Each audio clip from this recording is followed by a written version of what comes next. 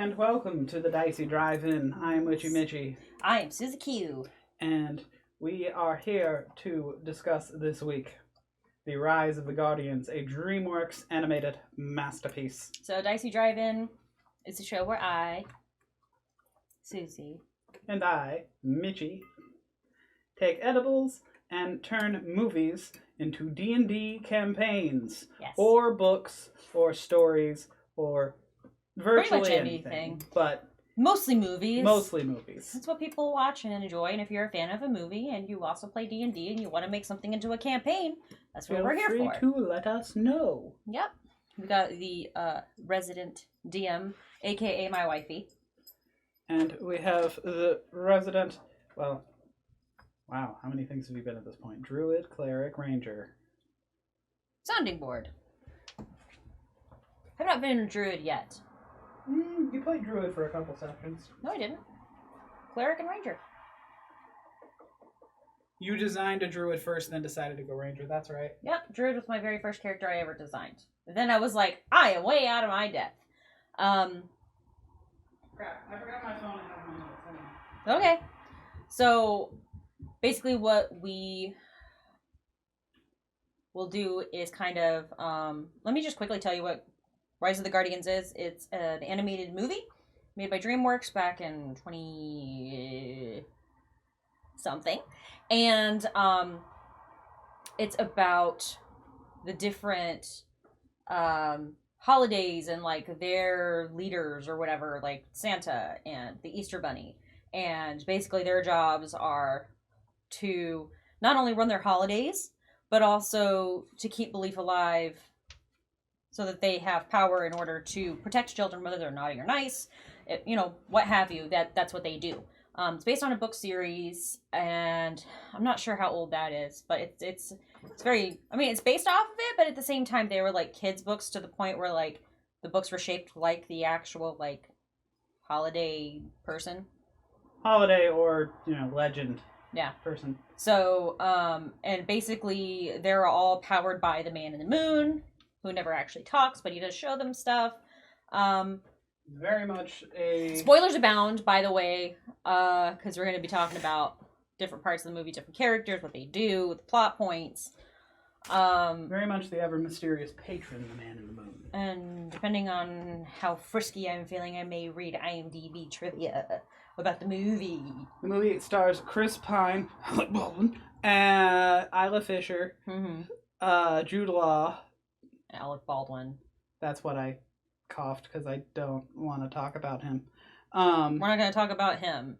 We are going to talk about his part, his character. And Hugh Jackman.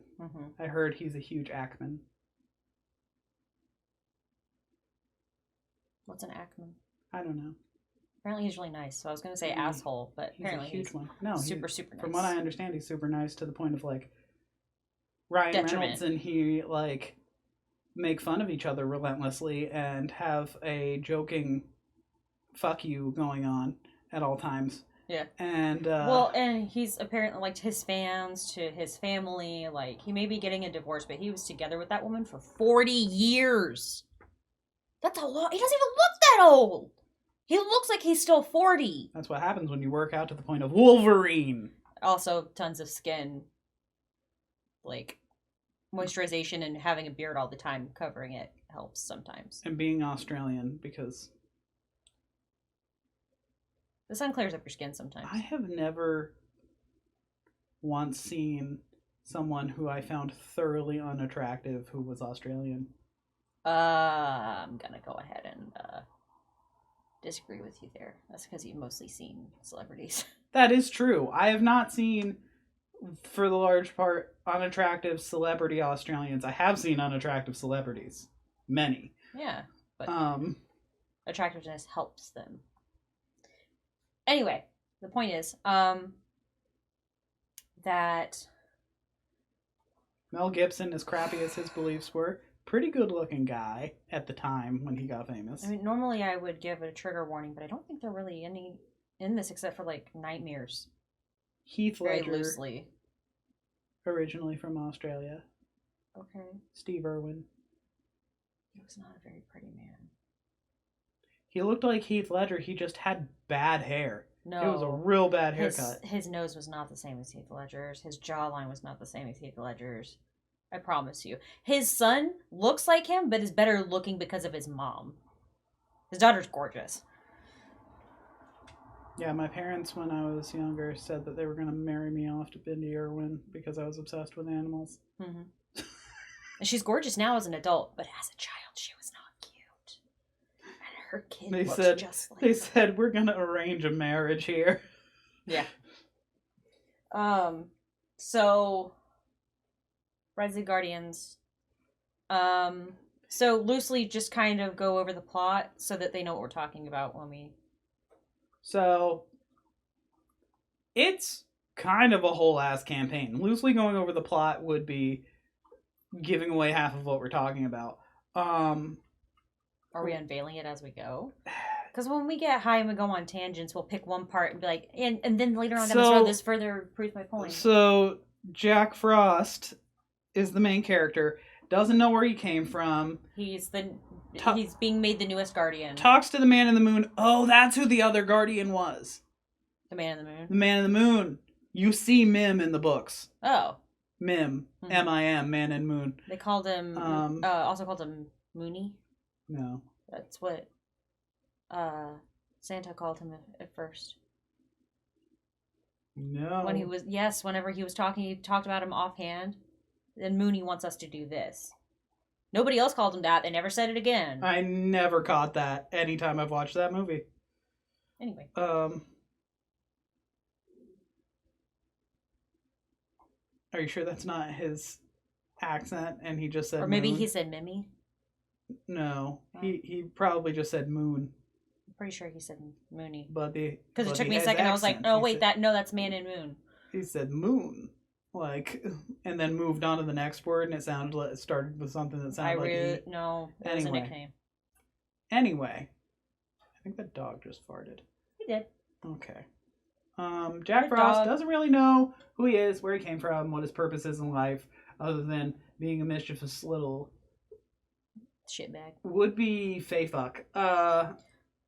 He just causes snow days. He gets kids and adults excited for playing in the snow, letting them have fun and let loose. And you see him at the very beginning starting a snowball fight between some kids. Yep. And one of the kids' name's Jamie, and Jamie is the me of the story. The main child of the story. The mean child? No. The main child. Yes, the main child of the story. But what I was going to say was the kid who believes in all the legends. Yeah. All at once. Mm-hmm. Regardless of anything. Mm-hmm. And he has a little sister. Yes, he does have a little sister. Her name is Riley, and that's why I said it. Was it Riley? Look it up. Anyway. The point of the movie. Sophie. Sophie is her name. No. Yeah. Not Riley. Why do I want to name them Riley? I don't know. You want to name all the kids Riley. Can we name our kid Riley? No. I mean, we're in the Library of Congress. I brought you here because it's the biggest library in the world. It has thousands upon thousands of books, and they're all saying the same thing. Listen to Riley. 2012 is when it came out. Oh yeah, we never talked about the antagonist of the story. And you see all of the different Guardians in their various environs. Oh, sorry, Santa's name isn't Santa, it's North. Yeah, they call him North. Bunny, North, Tooth, Jack Frost is the only one with... the first and last name? Yeah. It's the Tooth Fairy, the Easter Bunny. In the books, I believe he's Bunnymond. Like Edmund, but Bunny in front of it. Mm-hmm. And Pitch. And Pitch Black, who it doesn't say Black on here, but that's his last name. Yeah, Pitch Black, who is the Boogeyman. Oh, God. Shows up around Santa's globe, which is obviously an indicator of a Guardian stronghold. Do you want to see Jamie's voice actor now? The thickest neck of mankind. That is wow. Mm-hmm. Not what you expected? No. Anyway. So, and we see that Pitch is trying to make a comeback. Guess what else he was in? And this is in? Jude Law. He is the most vintage me-style villain in terms of, like, everything is either like a devil's deal of temptation or like sass or like fucking just straight up intimidation through sass. It was stupid of me to mess with your dreams. I'll tell you what, you can have them back. And then So this wasn't the first time that this kid worked with Hugh Jackman. He was also in Real Steel, which came out the year before. Fucking robot fighting movie. Mm-hmm. Oh my god. I remember seeing the previews for that and thinking it looked interesting. Yeah, I remember seeing the previews to that and thinking it looked fucking dumb. It's okay. From what I've heard, it's fucking dumb. Very rude. So yeah, Jack Frost is Jack Frost. I mean, these characters are all themselves in the most iconic sense of every word.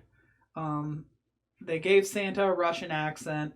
They gave the Easter Bunny an Australian accent, which is fucking odd for the Easter Bunny. Well, they wanted them to be from all over the world. And they wanted them to be from all over the world, but they also wanted each of their homes and their places they're from that we get to visit along the way, like in a fucking D&D campaign, on various side quests to try to beat the bad guy. We see that Tooth's place is kind of a somewhere between Asian and Indian inspired place. It's very, you could picture Buddhist monks being there beyond a shadow of a doubt. The voice of Kopek is now a talent manager. I could absolutely see Baby Tooth in that little squeak speaking Hindi. Like it is very India, Asia. With all the architecture and stuff? Yeah. Absolutely. With the architecture, the art style, all of it. It's very Taj Mahal meets, like, almost, what's it called? Like those monasteries, the Buddhist monasteries up in the mountaintops. Not just that, but I'm saying the shit. I know the name of it. But they're all... The Festival of Color. Oh, Diwali. It looks like Diwali. Hit the Taj Mahal. It almost looks like Diwali hit the Taj Mahal in a Buddhist monastery that instead of being built onto the side of the mountain was built within the cave system of the mountain. And it's floating. With all of the pieces of it floating or hanging from the cave system. And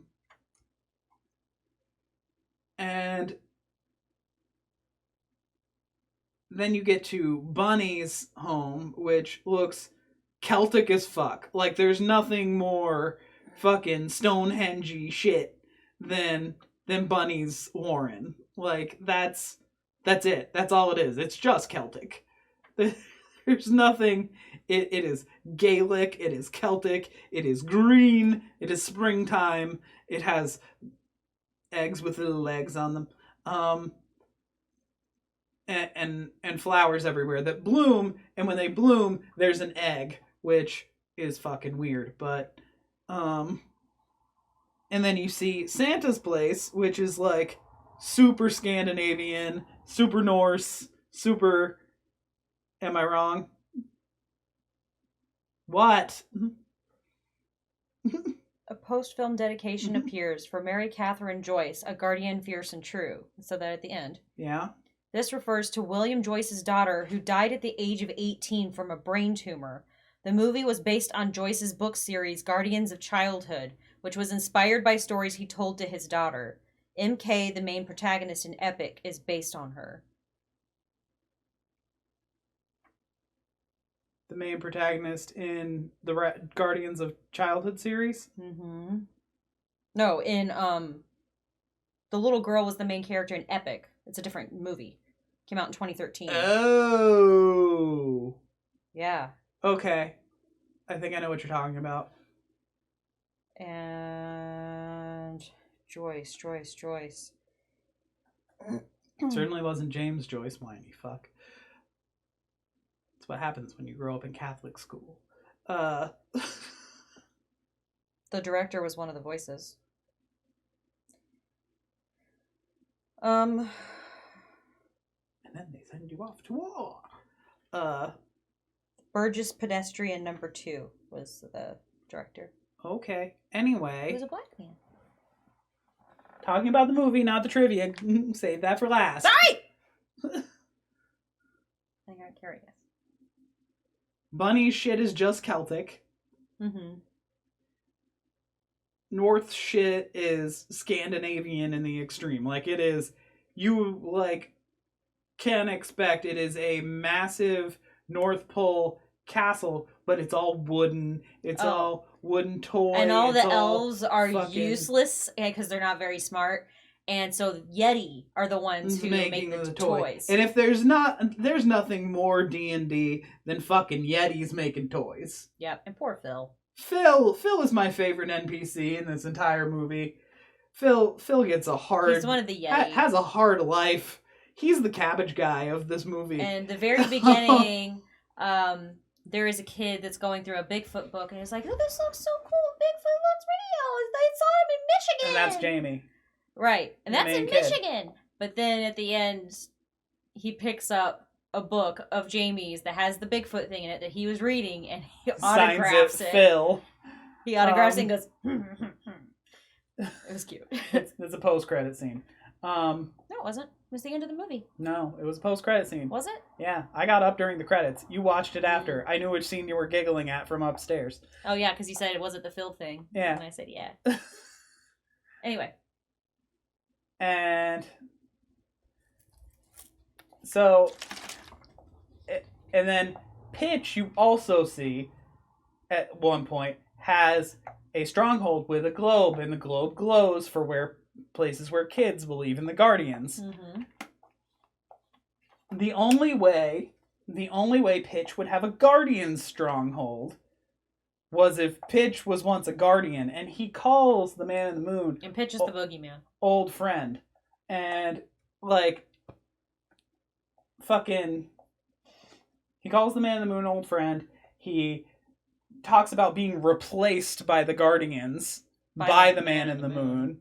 So that Santa basically took the dark away from him because he made it fanciful and fun. So let's... Rather than scary, which is what he had during the dark Well, it wasn't ages. just Santa. It was all of them. It showed Santa in the moon. That's when he said it. It showed that when yeah. Well, he said you replaced it with your wonder and your hope and and it shows each of them kind of in an animation Sandman thing. And Tooth Fairy. And in an animation, but main focus of the movie, because it takes place in winter and you see Santa and Jack Frost, is kind of a Christmassy vibe, even though technically the movie takes place at Easter. 3 days before Easter is when it starts.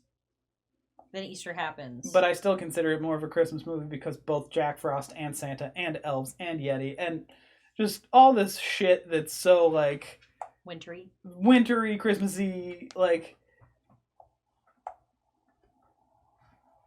Yes. Hi. You can relax. So we get, and then we see Pitch's place is kind of an MC Usher painting. Usher. E-S-C-H. Escher. MC Escher painting. MC Escher. Meets an old Gothic castle with, like, hanging cages that look threatening. Yeah. Threatening. And they're filled with baby teeth. Eventually, when we get there, which we're not yet. We usually don't go, take our time with the plot. We just say it, and then we... Eventually, Pitch kidnaps all the baby teeth. People kind of stop believing in the tooth fairy. Because the baby teeth are the ones collecting the teeth and leaving a gift. Jack splits the party at one point, and the nightmares crush all the eggs, so kids stop believing in the Easter Bunny. And then, of course, you know... And he didn't do it on purpose. He was seeking out memories of who he was before. Well, that's part of it. First, he was returning one of the children home because she had gotten a hold of Santa's snow globe and wound up in the bunny's warren. Mm-hmm. And he was taking Sophie home. And then he heard something with a voice that he recognized from his past, but we don't know this voice. And he doesn't remember where he remembers it from. And we hear, Jack! And so he goes chasing after this voice, tells Sandman to come with him. Sandman followed him. Sandman followed him the first time. Yeah. And then Sandman got offed. I still am not entirely sure what the fuck Sandman is, other than some sort of weird ASMR. Someone who doesn't have, I guess some sort of sorcerer. I don't know.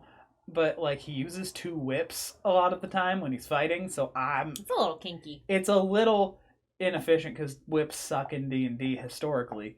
So do scythes, and that's... In BG3, the Thorn Whip is... and that's just a spell, and even the spell version is trash. Mm-hmm. Except for that whip that Jester had, and then Ford used till he got his sword back. The whip where you could whip something and then Indiana Jones swing. Mm-hmm. Yeah. People make those all the time for D&D. They homebrew the shit out of it, and they just have it. But it's still kind of a shitty weapon. It's just a cool, like, what's the word? Traversal item more than it is a weapon. Mm-hmm. But Sandman's main thing is, like, dream magic and dream sand. And the way that Pitch's magic works is he turns the dream sand into nightmares. They vaguely look like threatening unicorns with angry They look like horses. Angry goth unicorns with... They don't have horns. They do. They have little tiny horns, and then they have the armor on their face that does this. I saw the armor, but I don't remember seeing horns. Yeah, there's a horn on the first one. When he says, "What a pretty little nightmare," you can see the horn still there. Mm. And they have, like, the Sandman... Like, Sandman's sand is gold, and the mare... Or not the mare, we don't know what... The eyes of the nightmare. The eyes of the horse. Nightmare. Oh! Yeah! Now you got it. Now you got it. I was like, why horses? I mean, it's beautiful, but, like... No, I got it now. The mares. Yeah. Anyway, and they have, like, beautiful tendrils of, like, sparkly black behind them. For being something that's scary, they're gorgeous. She just likes goth girls. I do. I married one. And I grew up with one. By that I mean my sister. I was also friends with the goth group. And I also was kind of gothish. They called me the gothlete in school because I was in the goth group. But I played all the sports and wore black workout stuff. Why are you crying? You want to talk while I see what's going on with him? He cried. He wants... Mm-hmm. OUT? Probably. Then I'll take him real quick. Okay. I don't want him to have an accident. He just ate, so that's... Hi! Usually he's not this pushy about it. What's up? What do you want? Show me. Get up. Show me. What do you want? This way? Oh, did I get water? Yeah, that's what he wants. You can still talk about it. Cries while he is right next to what he wants. He wants water because he wants OUT. Oh. He always drinks water beforehand. But anyway, the whole point is for the Guardians to stop Pitch, who... There's nothing else for Pitch's class. I mean, there might be some rogue multi-class somewhere because of, you know, basically being goth and spooky. Mm-hmm. If there's that... You know what? You know what it is? It's Oathbreaker Paladin Phantom Rogue. Speak to the camera, not to me. You can summon Mount with Phantom Rogue, which is exactly what Pitch does.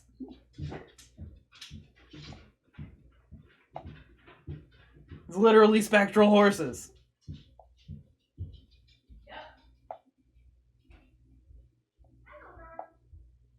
Well, there's that. Main martial weapon as a paladin would be a scythe. We discussed this at some length about Pitch being an Oathbreaker paladin, formerly Oath of Devotion paladin, because the running theory is that when kids needed to be protected by fear, by you need to stay inside, you need to avoid the dark, that it's cold, it's dark, you're gonna die if you're out too late. You're gonna basically, when the world was more threatening, when there were ravening wolves outside, and it was the Dark Ages and whatnot, and like the plague was, if you went outside. Pitch Black being the boogeyman and giving kids a healthy dose of fear made Pitch a guardian. And then as times began to change and things got a little less threatening and a little more safe for kids, they needed things like fun and hope and memories. And it's kind of like the Maslow's hierarchy of needs changed, and they got that first safety one, that physical safety. And because of that, they had the Guardians became more about, emotional safety, like the next step. You've got the physical safety, now comes the emotional stability, the emotional safety. And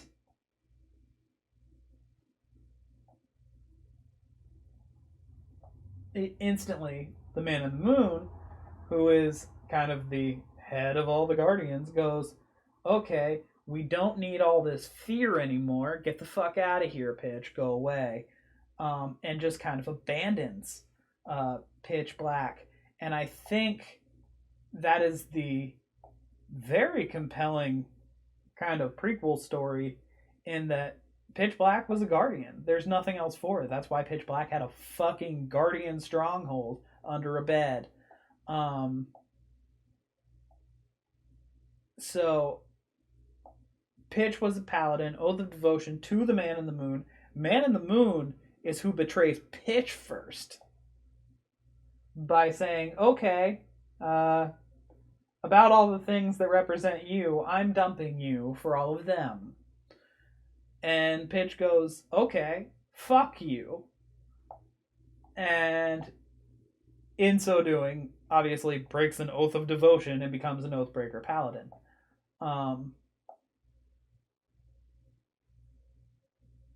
And that's where we were for Pitch. I think Phantom Rogue is a fitting multi-class for this Oathbreaker paladin. And this is your villain. And your villain is an OP-ass, legendary resistance having cross between a Phantom Rogue and an Oathbreaker paladin. I mean, with, legendary weapon that's a giant darkness scythe. And that's kind of where we start the story. And then we move on to Jack Frost. Well, Jack Frost has been offered new life by this spectral Man in the Moon. Now, you could say celestial, you could say undying, you could say any number of things. Our vote, because one, you get Cone of Cold later on, and two, he has a weapon that he has to have to be functional, is that Jack Frost is a Hexblade Warlock, who is a reborn variant human.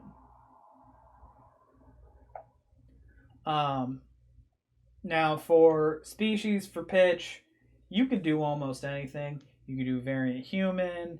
You could do the same sort of like ASMR thing as Sandman.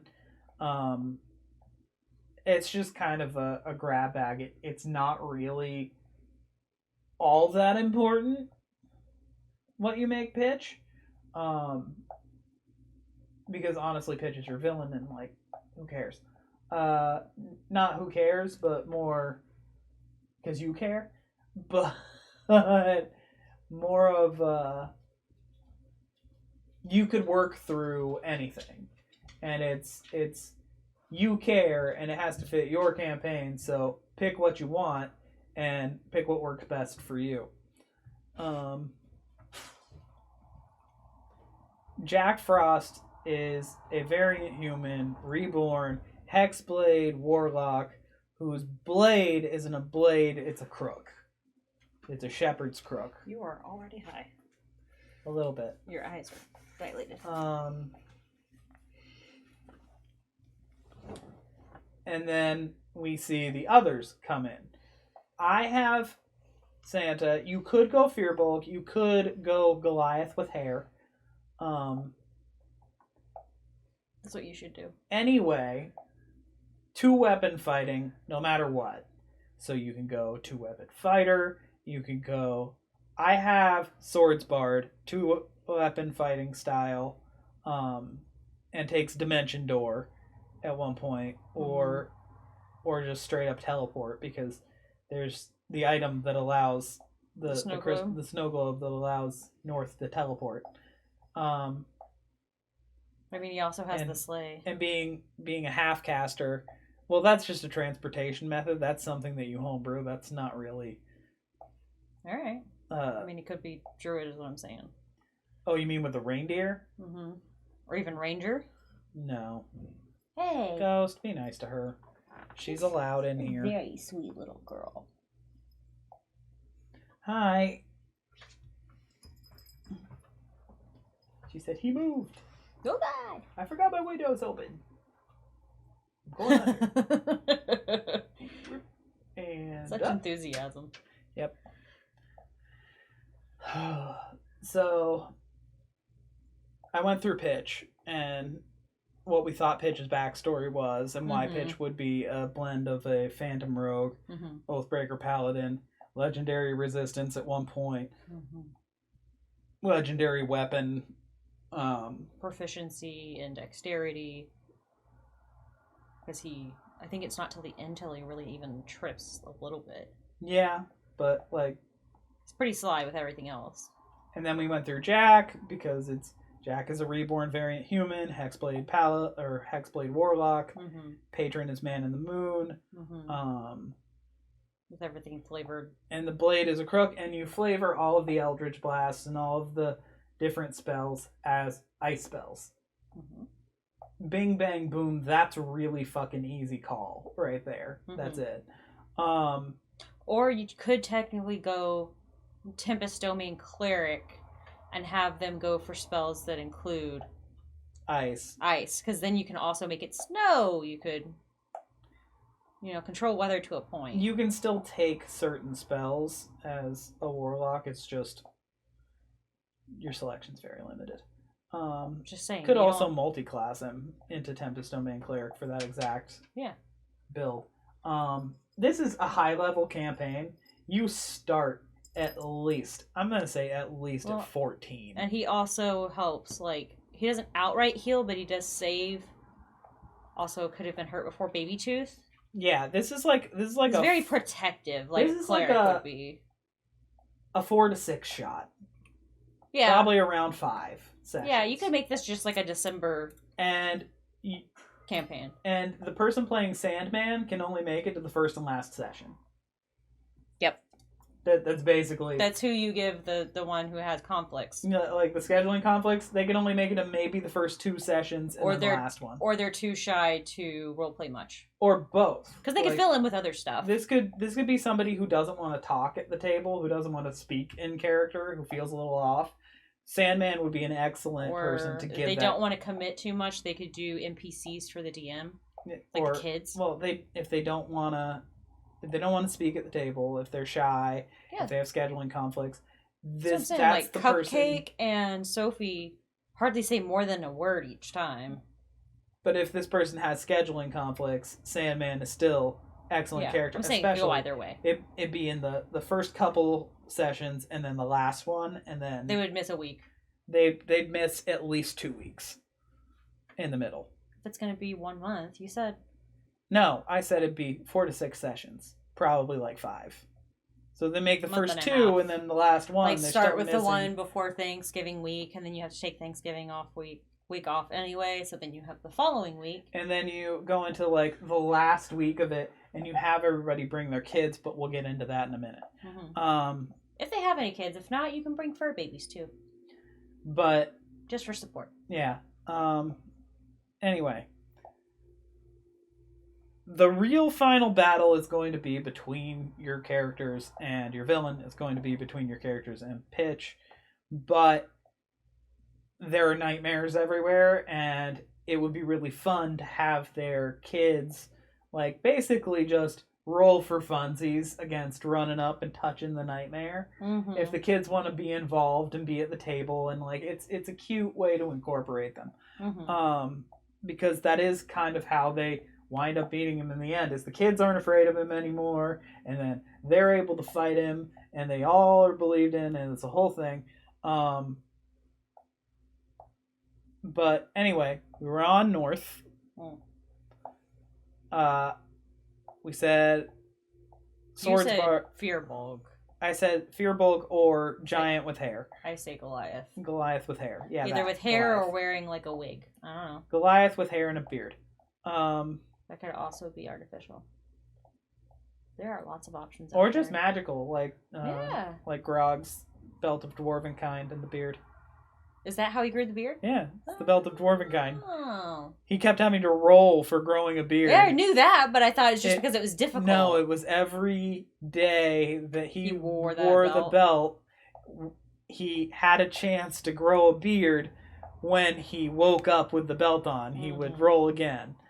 In the show, they just gave him the beard the moment he put the belt on. Mm-hmm. But yeah, Travis had to roll for having a beard. Every session. But I can imagine Santa having a belt of dwarven kind, like, whatever. He already wears a belt. There you go. But, anywho, we then go to Tooth's domain from North's domain.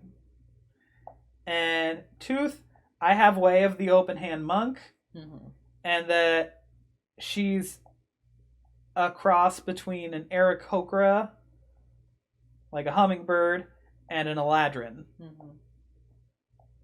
I agree with all of these. Who's permanently in springtime mode. Like, we're very much on the same page here. We've disagreed in the past on a number of things. And I fought for a few different changes, but this one we were pretty much... We were in sync because there's almost nothing else. There's no guesswork to the personalities and how they would act in conflict. And, like, them having weird accents that aren't traditional to the characters. It's so D&D. It's so fucking D&D. And at the end, they all do like a power pose together, and it's like, that's such a fucking campaign move. Yeah, and it's so...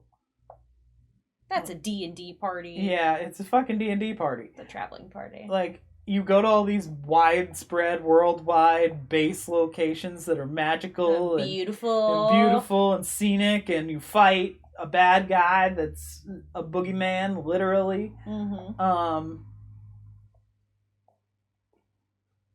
And there's nothing. I very much have yet to see a more D&D movie, including the D&D movie. That's not true. The D&D movie didn't 100% feel like sessions at a table, to me.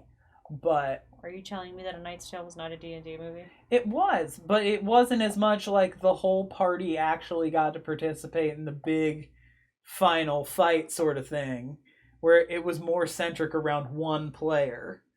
I mean, King Arthur, or even the Robin Hood with Taron Egerton? Yes, thank you. With Taron Egerton was very D&D. Was very D&D, and was arguably more D&D than A Knight's Tale. because more people got to participate in that big final. Well, and I can't even think of the others on the top of my head. There are plenty of movies that are like that are very D&D. That's such a campaign. But like, I wouldn't say it's the most. I would say it's up there. Literally, they jump from one massive thing to another massive thing to another massive thing, and they're playing as like very magical, very fightery characters.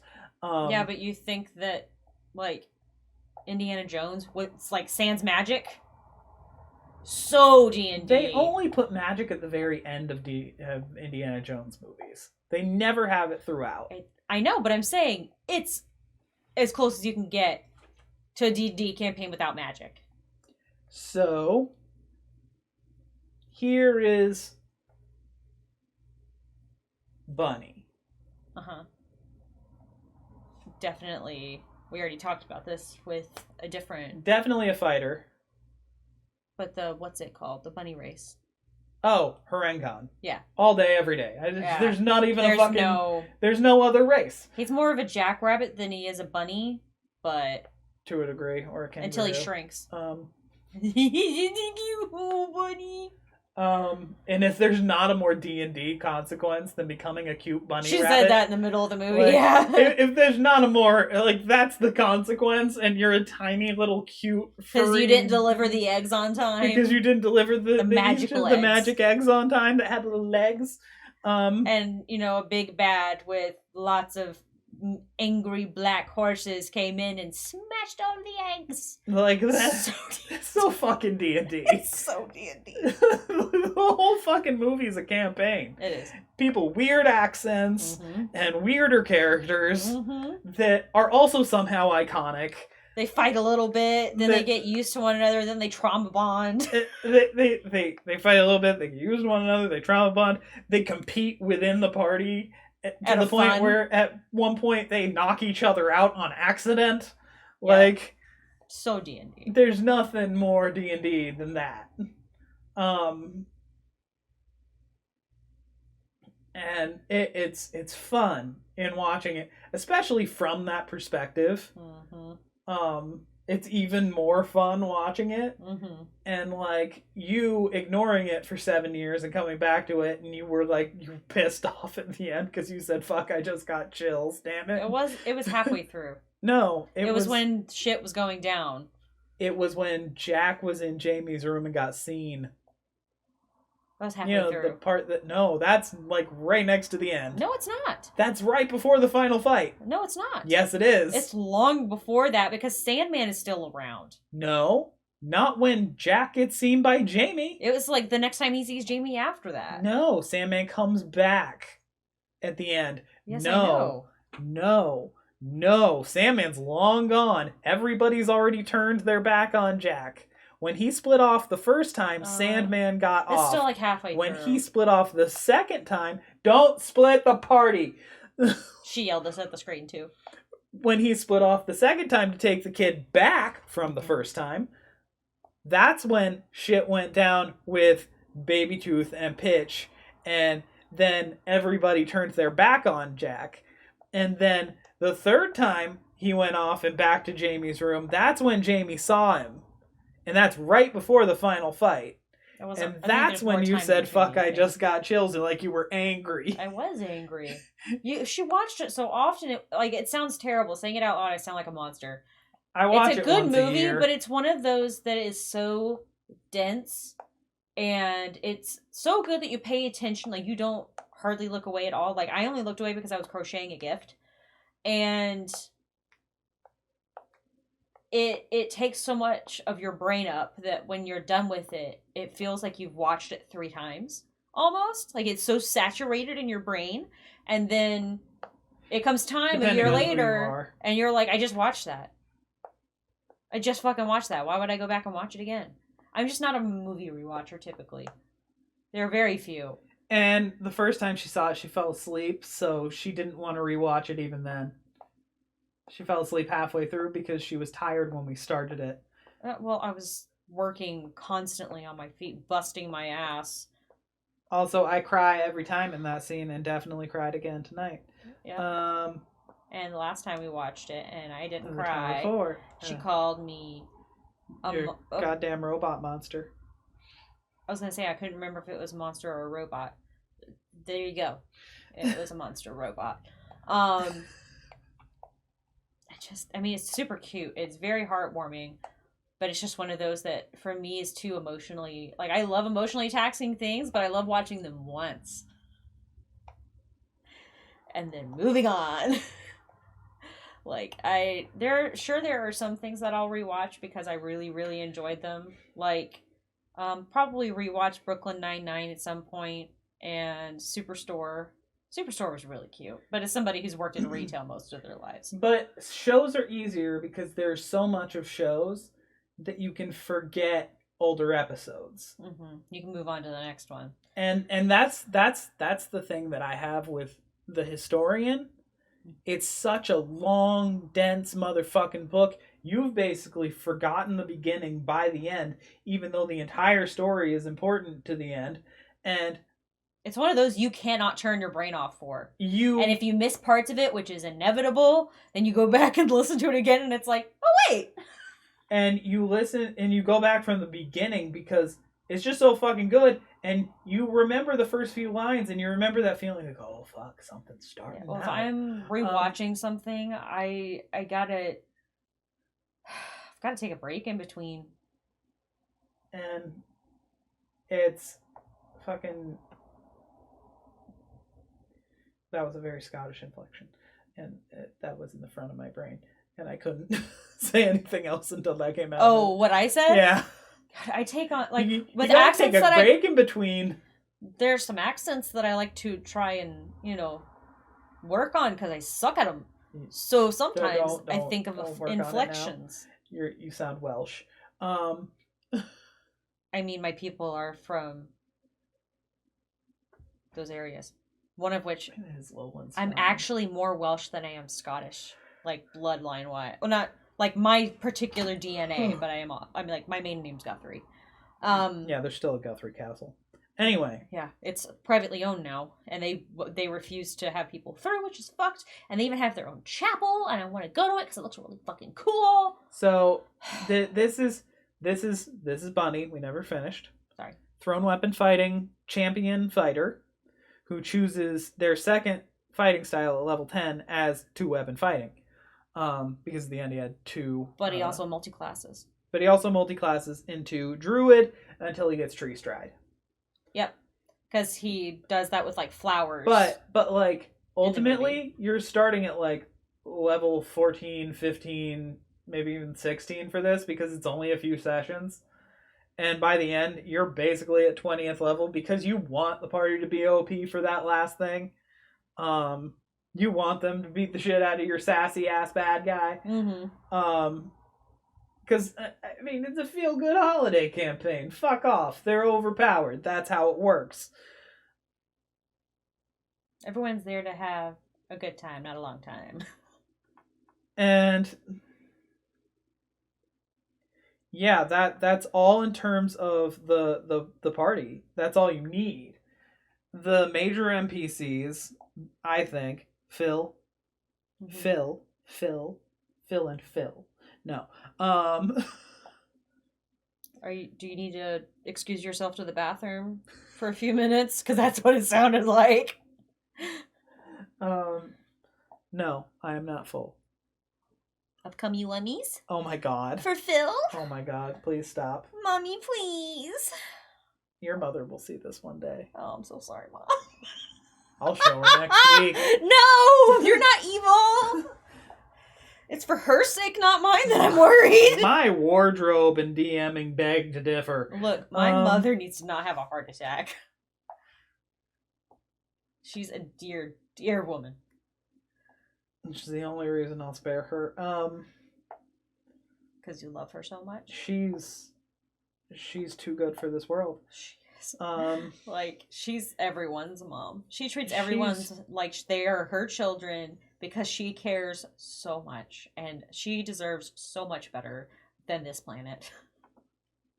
And we're not saying that lightly. Like, I am so incredibly lucky. She, in fact, should be sainted.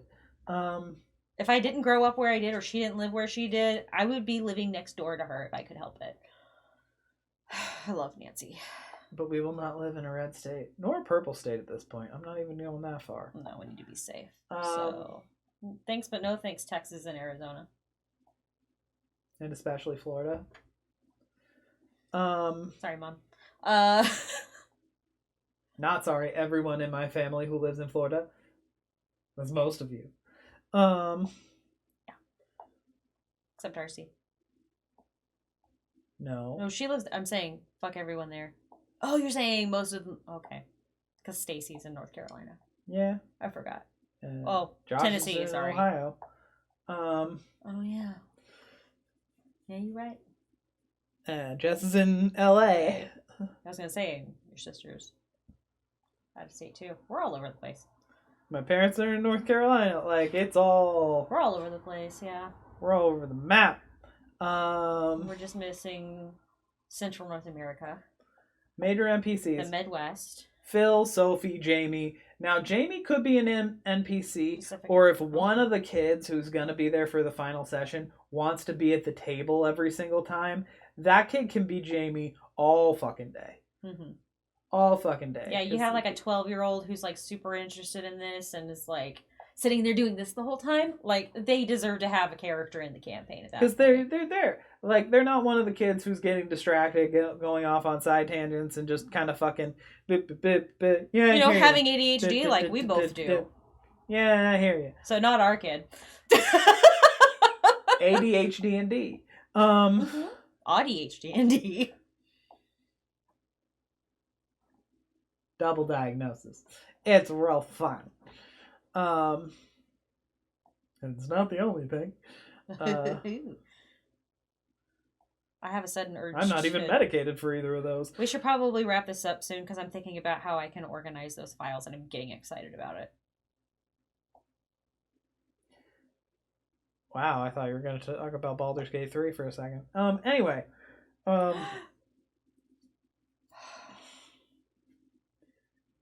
Yeah, we don't know what's going to happen. We have no idea what to expect or what we're going into at all. The only thing... We've avoided spoilers. We just finished Act 2 like 2 days ago. The only things we know are we're going to have to fight fucking Gathnor or whatever the fuck his name is.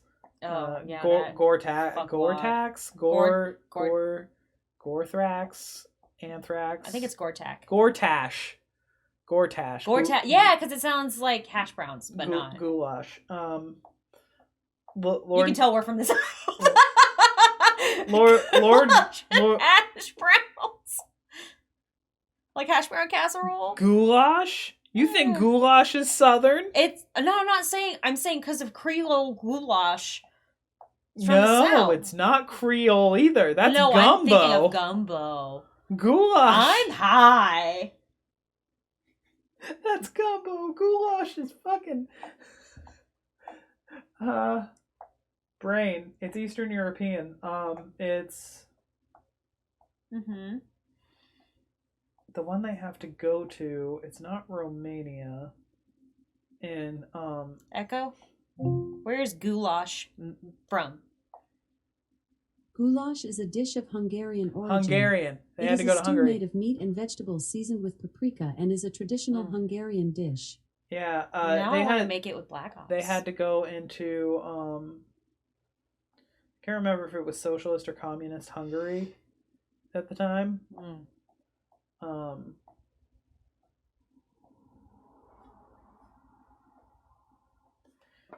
Was it Hungary? It's either Hungary or it's right next to Hungary. Hold on. I have to look this up for my own brain's sake. You can talk about Rise of the Guardians. I'm looking something up for the historian. So at the end, we're nearish the end. I would say all the kids other than Jamie would need to be NPCs just because they're not as developed. They're just more like fun little lighthearted pieces that can be thrown in by the DM. Maybe if Cupcake wants to be a player at the table, maybe Cupcake. Even then, it's like, it's or at that point, I would hope around like 8-month-old, saying their first name, like their first, like, start to converse a little bit, like starting to say words, and you'd like, say this, and they'd be like, this! And there you go. Or it's like an even older kid who doesn't actually want to be there and is on their phone the whole time. Look, I want to be there, but I'm on my phone. Like, yesterday. ADHD is a thing. Istanbul. That's not Istanbul. And it's funny because ADHD Budapest. Always mean Sorry. you can't focus, but for me, it's like detrimental. Budapest, Hungary. It is in Hungary. I was just thinking of the city name. I was thinking of Budapest. Some people, the way that they talk about Budapest makes it sound like they're talking about a country. It's not. It's a city in Hungary. I think it's the capital.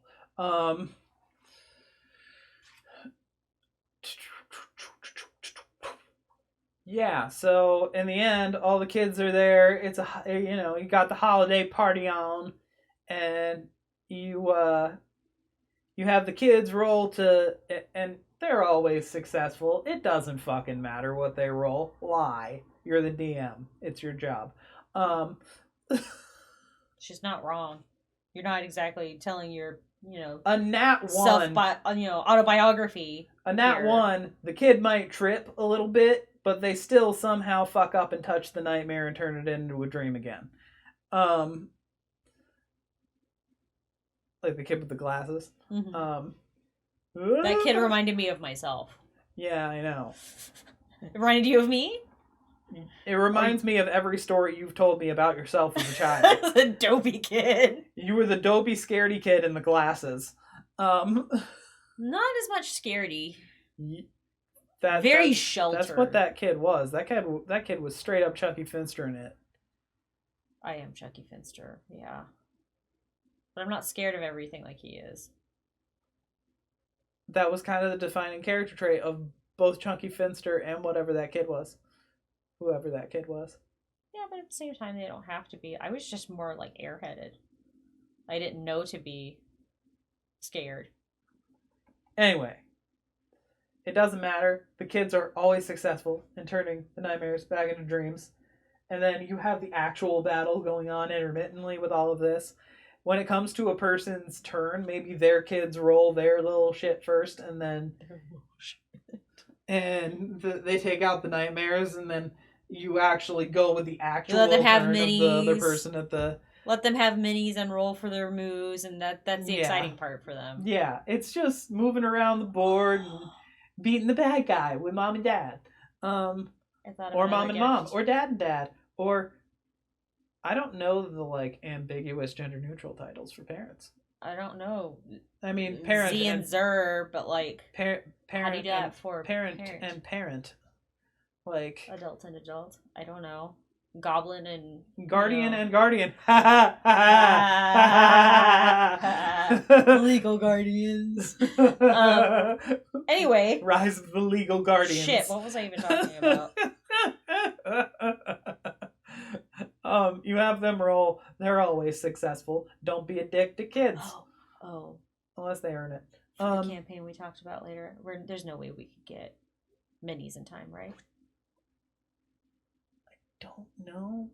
Hero Forge is usually...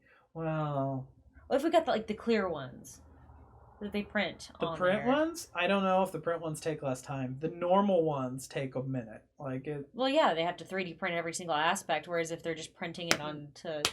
Oh, like the little acrylic ones, because they're also cheaper. And they're actually better detailed, because when they do the color print of the minis, they lose a lot of the detail, which is why I really like using the digital ones, but... Anyway, it's because it's a different type of material and it takes the ink differently, but that's a whole other concept. It's printing in mini, so getting that level of detail in something this big is a little bit. You have to have a specialized painter for it. You can get them painted, by the way, from Hero Forge. It's just really expensive. Right? If you were an original backer of their Kickstarter, there's no other way. You can no longer qualify for that particular list. Probably too expensive for them, and that's why he did it. I feel like if you pay enough to Hero Forge, you should be able to get to that level. Now, may they have promised the people in the Kickstarter that no one else would have that? Maybe. At that point, you're legally liable. Basically. But at this point, they're so successful that they don't need the Kickstarter backers. They don't need to limit it like that. They really don't. But it could be they didn't like working with the material. Paint the stuff for me. I'm bad at it. I got poor fine motor skills. Honey, that's what Etsy is for. I know, you can send them off to be printed. Or send them off for someone to paint it for you. Sorry, paint it. You could probably send them to Tanner, and Tanner would do it for you. You didn't consider that, did you? No. As like a commission?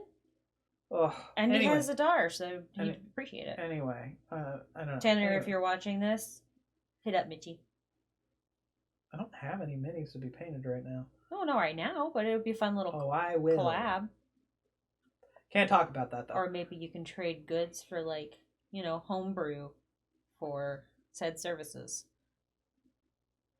Oh, I don't know that Tanner's even able to play right now with anyone. Well, I mean, like, in the future, though. No, I will be dropping homebrew about this. I don't know when, but there will be 4 new subclasses to the Warlock.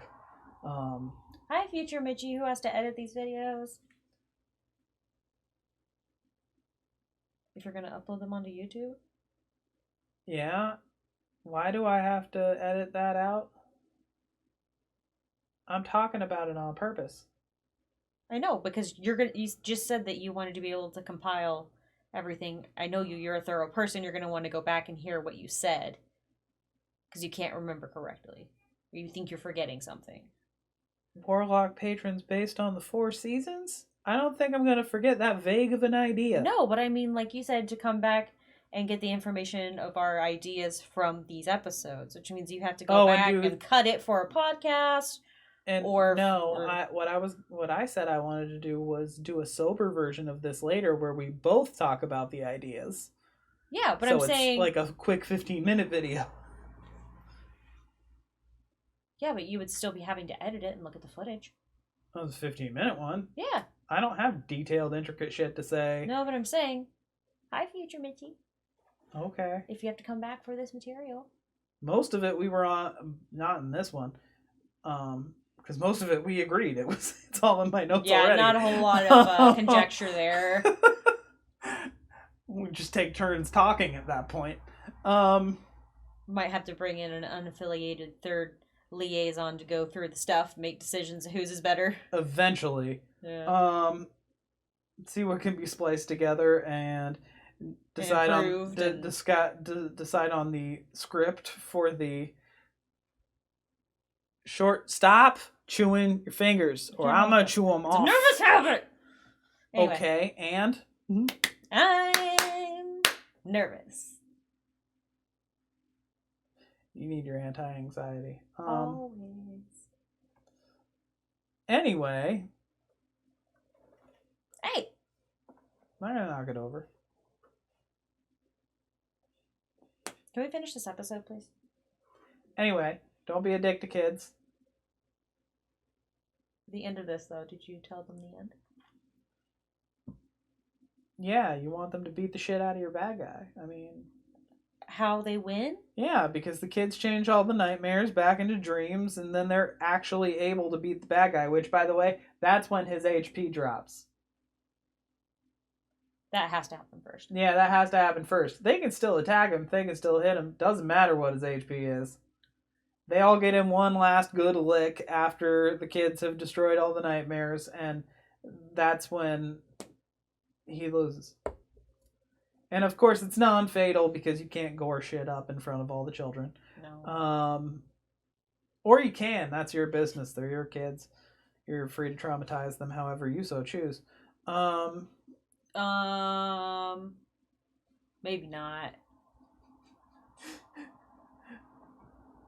I think the ones coming would appreciate a good gory demise, but that's just... Yeah, but when you say it like that, it sounds like they're allowed to sexually assault. No, don't do that. Yeah, that's a problem. No, I mean legally, in the ways you are allowed to legally. There you go. Somehow mildly traumatize your kids.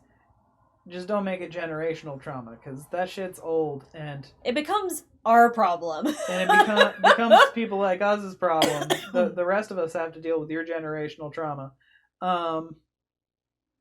which is the entire plot of Star Wars. Jesus Christ, that's a whole other tangent. Yeah, but now I want to go on the tangent. Not now, but like you need to write some it down. other episode of how basically the entirety of Star Wars is a queer narrative, and also especially the character of Anakin Skywalker. Thank you, Camino. I can't speak. Skywalker must be a Skywalker. When you think about it, sounds like an indigenous name. Depending. Yes. Certainly sounds like a stereotypical one. Brain versus like a skinwalker. Oh, I thought you meant like Dances with Wolves. There's that too. That's not what I was going off of. Sitting Bull. I thought you would get the connection Skywalker. since they were so. I thought you said name, so that's why I was names of things. Names of monsters. Mm-hmm. Monster.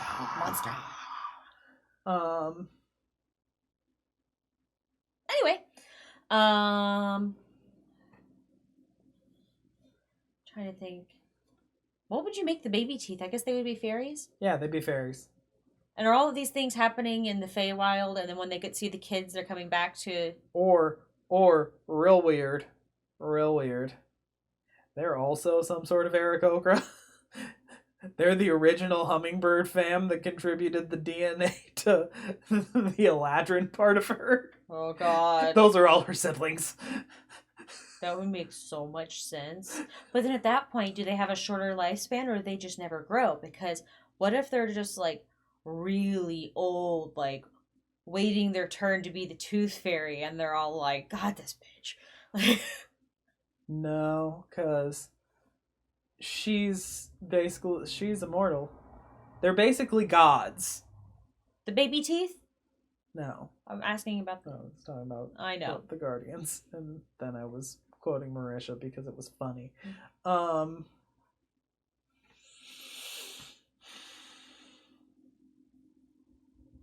Did you forget what we were talking about?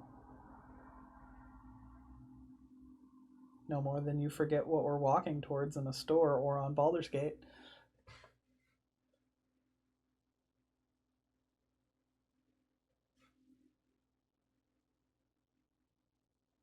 Thank you for shaming me publicly. You bitch!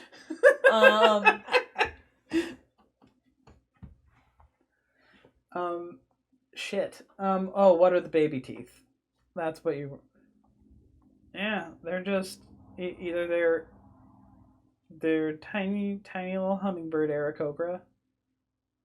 No, I mean in the story. Are they all... If they're all her siblings... Oh, in the story? I don't fucking know what they are. Are they, like, disabled because they're so little? And she's, like, lording it over them? Or is she, like, their god and they're all her little followers? It sounds... Well, the way they talk back to her at certain points, especially Baby Tooth, the one... Baby Tooth. Also an important NPC. She's so cute. She's the one that helps, like, defend and be there for Jack Frost. When no one else will. Yeah. They stood up for each other. It was really cute.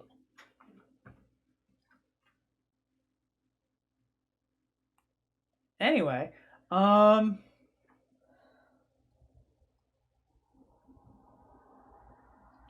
Were they her little followers? Yeah, kind of. They're her little subordinates and the... They were her little employees that she doesn't pay. Yeah. Her little slaves. That is... unpaid internship. Ow!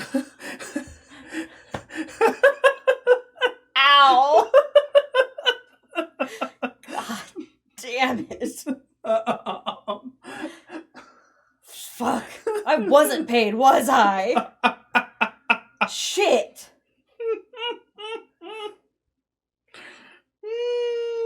Thanks though, Amber. I love you. You're a fantastic human. Oh my god. Anyway. Gives me hope for the future. Any hoozles. For schnoozles. My doozles. Heffalumps and woozles are very confusals.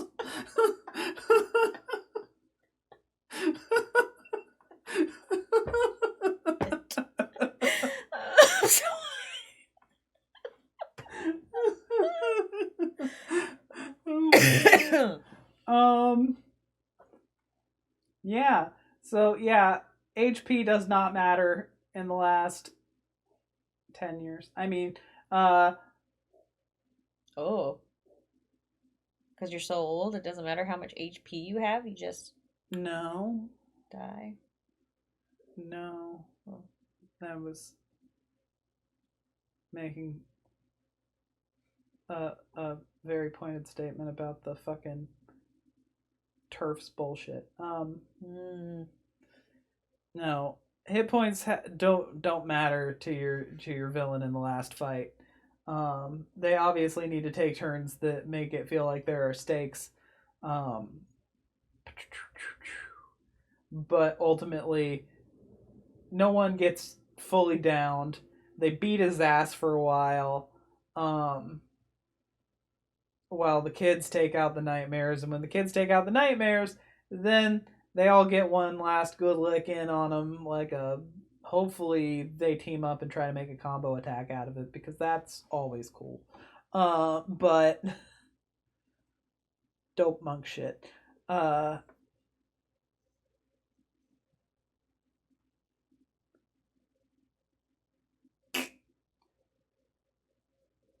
But he gets, forcefully downed. She's a cult leader. Yeah. That's what she is. Yeah, do you not realize tooth fairies and folklore actually imply the existence of much larger bone fae? Because they collect your bones. Oh god. They do. So she's a necromancer. And they're all little tiny liches. That's how they live forever. That would make sense. Little tiny liches. I'm so powerful.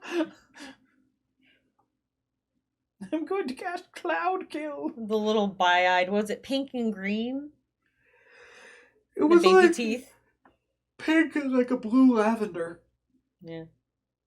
Does that mean they were little trans fairies? Blue lavender?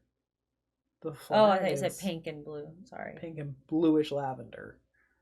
My brain heard pink and blue. And bluish lavender and yeah. They're super cute. No, because I was going to say, first of all, it'd have to be pink, white, and the other color, but I did not say blue, I said lavender. You said bluish lavender. I said blue lavender is what I said. I didn't say bluish the first time. Hence why I got confused. Got it. Listen, I never said I was a blue. I only said I was blue-ish.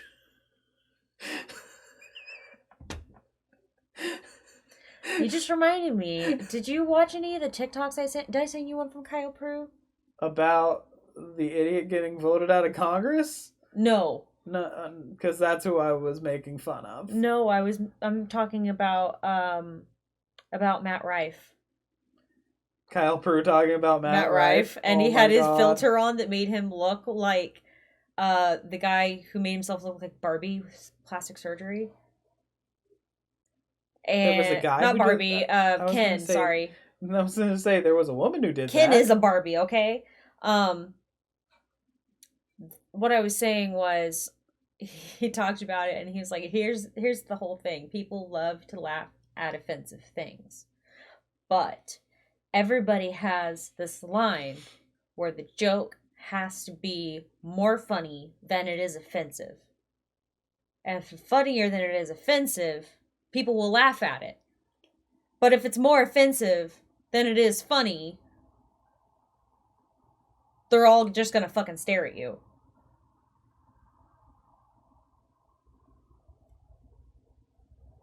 Sorry, I just thought up an outfit for Barbie. Did you hear anything I just said? No. You know how there are some dresses that are like, they'd be super low cut, but they have like a mink stole basically over here. And I just thought about, what if it was a shrimp? What if her outfit was shrimp on the Barbie? Oh my god. That was such a long trip for such a short arrival.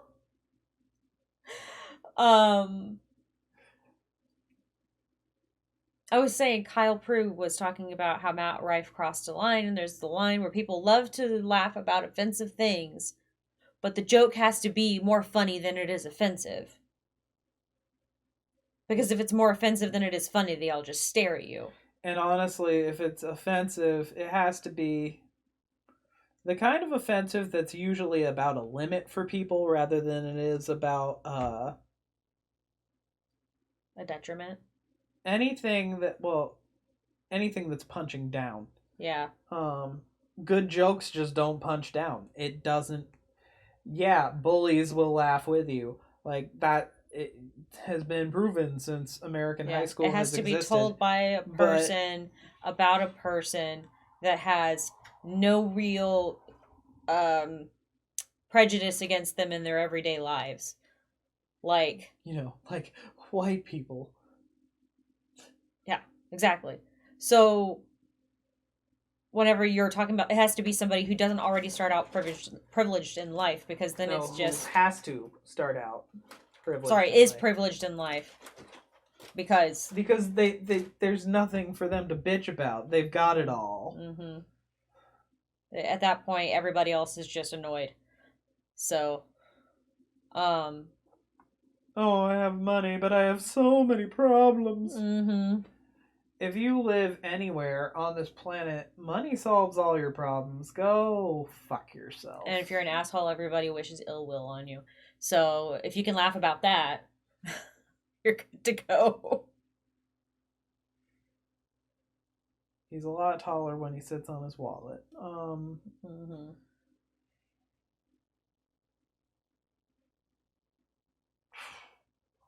Yeah.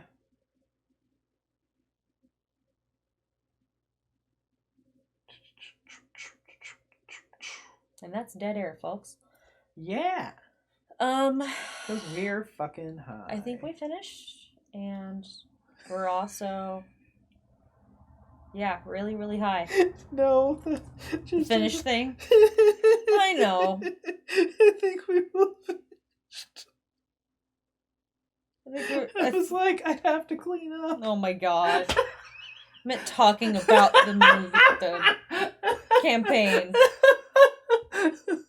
I'm glad the camera's over there. Well, folks, this is where we're going to switch to the nether room and play Baldur's High. Yeah. So, see you in like 5 minutes. If, it's cooperative. If we can get it to connect. Start connecting to Twitch. It always says curl error. Oh, man. The first world problem struggle bus is real. Hug the people you love and tell them you love them. Yeah.